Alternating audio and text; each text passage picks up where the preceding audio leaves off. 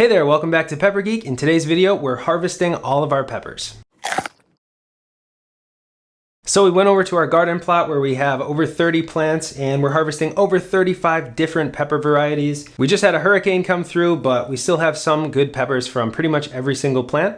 So today we're going to be walking through our in-ground plants and our potted plants at home and telling you a little bit about each variety. If you want to see some of our favorite peppers, check us out on Instagram. We're posting exclusive pictures of our favorite plants and varieties. So if that sounds interesting to you, check us out at Pepper Geek on Instagram. All right, jumping right in, we got the Aji Charapita. This is a Chinense species pepper that has these small berry-like fruits that ripen from green to purplish to this yellow color. Crystalline spent a lot of time harvesting these. I think we're going to dehydrate them and make a powder. These are from Peru and they're very popular there. People keep them as house plants and use them in cooking. Next up is the Peter pepper. This is the uniquely shaped pepper that resembles a certain anatomical feature of the body. Yeah, there's another one. Anyway, it's an annuum pepper. Pretty fascinating one way or another. Pretty prolific, very small plant, but tons of peppers. Next up is the Stripey or the Zou-pi pepper. This is a Chinense/annuum pepper. I'm really not sure. It looks like an annuum, but the germplasm says that it is a Chinense. Either way, very interesting shape to these fruits, and you can see where it got its name. It sort of looks like a Stripey puppy. Next up is the Pot Primo Orange pepper. This was the surprise of the year, I think, for me. This small plant was very productive, very large peppers, delicious flavor. It's a Chinense, pretty spicy, but very useful. Definitely going to be experimenting with these in hot sauce. Next up is the Brazilian Starfish Red. This plant was very productive and beautiful. These peppers are some of the most interesting shaped peppers we grew this year. They sort of resemble a starfish, hence the name. And they're medium heat level. They're a Bacatum species pepper. And as you can see, just beautiful peppers. Next up is the sister plant to the Brazilian Starfish Red. This is the Brazilian Starfish Yellow. This one didn't do quite as well. I think it had some sort of insect infestation, but you can see them there side by side. They look pretty similar. Next up is the famed Carolina Reaper. As you can see, our plant sort of had a mishmash of pepper pod shapes. It was very inconsistently shaped peppers, but we did get a few that look properly like the classic Carolina Reaper. And here's one that has that shape. It's got that deadly looking stinger on the end of it and a very wrinkled look to the rest of the pepper as well. These are really cool peppers. They're hot, they're scary, they're awesome. And next up is a very similar pepper plant, the Pot Primo. We plan to do a more in-depth comparison to these two plants because they sort of came from the same era and they have a very similar shape. But in this case, the Carolina Reaper was a larger plant, but the Primo performed pretty well right next to it as well. Next up is the Pot Bubblegum, created by John Harper in the UK. It's a result of crossing the Moruga scorpion and the Pot yellow peppers. We actually wrote an article all about this pepper if you're interested in learning more about it. It's so interesting. It has these large, oversized calyxes that bleed the color of the pepper up into the calyx and even into the stem as well. You can see the calyx there is red. Here's the Black Panther Orange. This is a fully ripe pepper. You can see I got a little more than I wanted off the plant there. But it has this black foliage and the peppers ripen from a greenish, purplish, all the way to an orange color. Next up is the Purple Reaper, and you can see some unripe pods here, but this plant was absolutely massive, purple stems and leaves, and now you can see some of the ripe peppers. This actually had much more consistent pod shape than our actual Carolina Reaper plants. You can see three beautiful examples. These peppers were larger than our Reapers, and in my opinion, after tasting them side by side, these were much hotter. There's another one with a slightly different shape, but still very interesting. Next up is the Fresno pepper. This is an annuum species pepper, and you can see a yellow jacket there pollinating one of the flowers. And a lot of these got attacked by insects. Here's a perfect example of one. We actually grew these from seeds we saved from a pepper we bought at the store.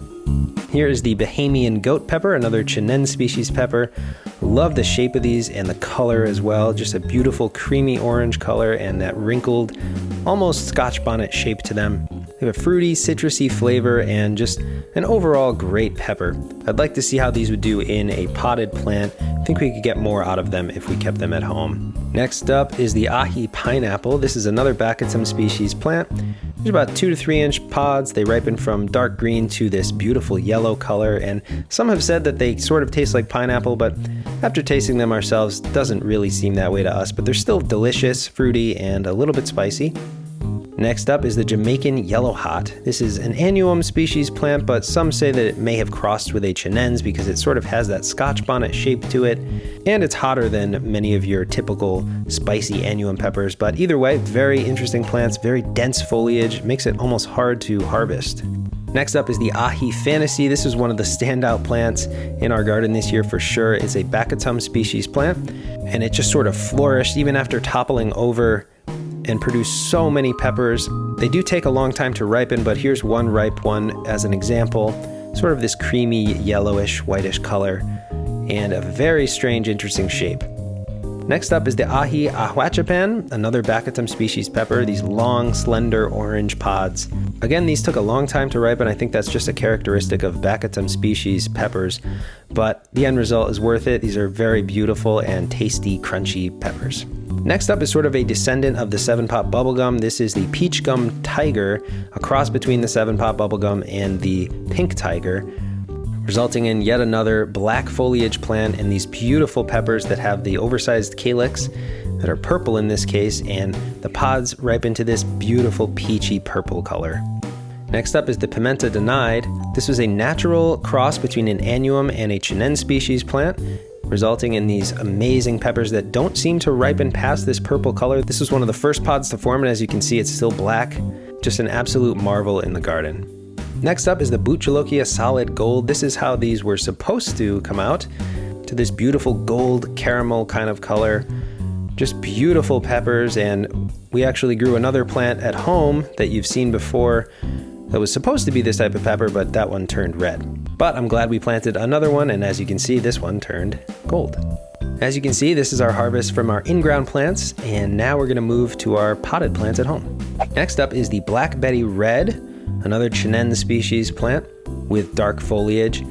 And we have a couple of ripe peppers, and you can see they maintain that purple color on their stems and a beautiful standout red color. This is a gorgeous plant. Just a quick sneak peek of our golden Marconi. None of these are ripening yet. They're taking a long time, but they're huge and beautiful. These are non-spicy, sweet Italian heirlooms. Next up is the Jigsaw. We've shown this several times this year. This is an ornamental plant with this green and white and purple leaves. It's an annuum species. And one of the most amazing things is that the peppers actually maintain that color on their stems. You have those purples and whites, and the pods ripen from purple to a red color. Another annuum in the same pot is the Jalafuego. This is a ripe pepper. It's got that beautiful corking to it. And we've tasted these already, and they are definitely spicier than your standard jalapeno. And all I can say is I wish we got more of them off of the plant. This is the black pearl pepper. It's got these small berry-like peppers with corking on them. You can see those sort of stretch marks on the pods. They're pretty spicy, actually very sweet when they're ripe, but if you leave them on the plant too long, they sort of get this wrinkled look to them. Still an amazing plant. This is the Aribibi Gusano. This is also known as the worm pepper, and you can see why. Peppers are very small, just about an inch, inch and a half long, and they sort of resemble a squiggly worm. Another chinense species pepper as well. Back to the annuum species, this is the Piquillo de Lodosa. This is another Italian heirloom. It's got this amazing red color, just bright red, gorgeous, picture-perfect peppers, and they have a very slight heat level to them, but very mild. Next up, we don't have ripe peppers from this one yet, but this is an unripe Leviathan Gnarly Scorpion. Very long, slender peppers, but very consistent shape so far, so I'm excited to see those ripen. Next up is the Sugar Rush Stripey. Again, we don't have any fully ripe peppers, but some of them are starting to turn, but you can see this plant is completely loaded with peppers, and we are most excited to see these start to turn because we cannot wait to see those stripes start forming on these peppers. Next up is the Moruga Scorpion White. This plant was sort of neglected, didn't get very much out of it, but I'm glad we got at least a couple of ripe peppers off of this because as you can see, it's just beautiful. It's got that Moruga stinger tail on the end, but these have this sort of ivory white color to them, and there's another few of them. Next up is our King Star Lemon Starburst crossed with the CGN 21500. This was sort of an intentional cross that occurred over the winter. We were growing those two pepper varieties, and I did a manual cross sort of haphazardly, but it ended up successful, and we're definitely going to keep this going through into the next season. Next is the amazing Death Spiral. Just look at that pepper, how gnarly and crinkled it looks. I love these peppers. Viciously spicy and very productive despite being planted in relatively small pots. Next up is what was supposed to be another Bhut Jolokia solid gold. This is our prized plant this year. It's just massive. And as you can see, the peppers did not turn that gold color that you saw before, but we'll take it. They're still beautiful, and this plant is super productive. We're actually gonna do another video harvesting all of the peppers off this plant and counting the number because it's definitely gonna be up there. So stay tuned for that. This is the Kang Star White Thai. These peppers ripen from a whitish color to this beautiful orangey red, and finally to a deeper red, but I like picking them at this stage before they start to dry out. And you can see them there against the unripe versions of the peppers. Just an overall productive, beautiful plant.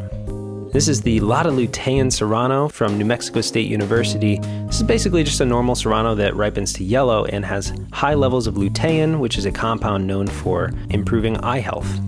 This is the fish pepper. You can see this is sort of an almost ripe pepper, still has some of that striping to it, and another one, just beautiful peppers and plants. This plant got a little bit ragged in the storms, but still producing a few peppers for us in this small pot.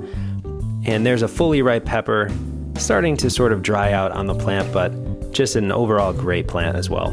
And finally, probably the cutest plant we've grown this year. This is the Santaka plant. We started this indoors very early, and this is on its third flush of fruits for us. You can see most of the peppers there are still green, but it's produced just so many peppers already in this tiny planter. It just keeps chugging away, and we love this plant. And we love using these peppers for cooking or just spicing up any dish.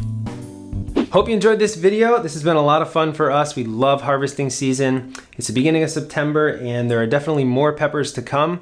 But we got a few of each variety, and we're gonna be doing some experiments in the kitchen with them. Don't forget to subscribe to Pepper Geek. We have some recipes coming your way and a video about overwintering your peppers and keeping them alive for the next season. Thanks for watching Pepper Geek, and we'll see you next time.